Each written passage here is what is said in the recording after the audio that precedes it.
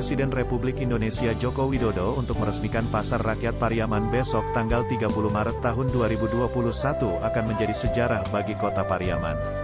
Pada 2009 silam Kota Pariaman sudah dikunjungi oleh Presiden Susilo Bambang Yudhoyono. Jika kedatangan Jokowi terrealisasi, maka ini akan menjadi kali kedua Kota Pariaman dikunjungi oleh Presiden RI.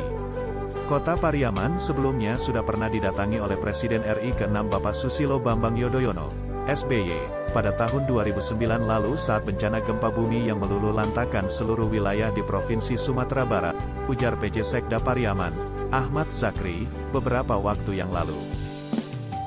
Sehari menjelang peresmian, pemerintah Kota Pariaman terus melakukan persiapan dengan melakukan rapat koordinasi hingga pemindahan pedagang ke pasar yang baru tersebut.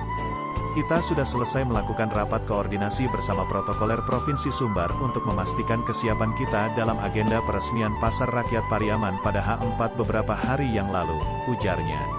Lebih lanjut dikatakannya, Pemko Pariaman sudah koordinasikan rundown acara yang sudah dibuat mulai dari kedatangan sampai kepulangan Presiden ke Jakarta.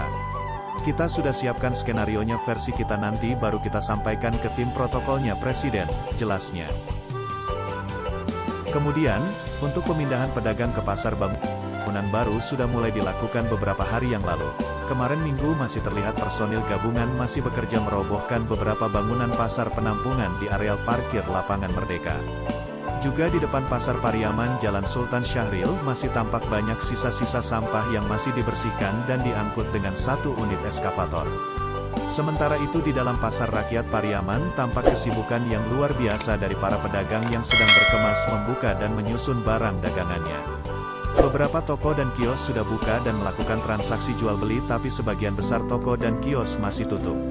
Para pengunjung juga sangat ramai mendatangi pasar yang cukup megah ini. Ada yang berbelanja tapi ada juga yang sekedar melihat-lihat keindahan dan kemegahan dari pasar yang dibangun dari dana APBN ini.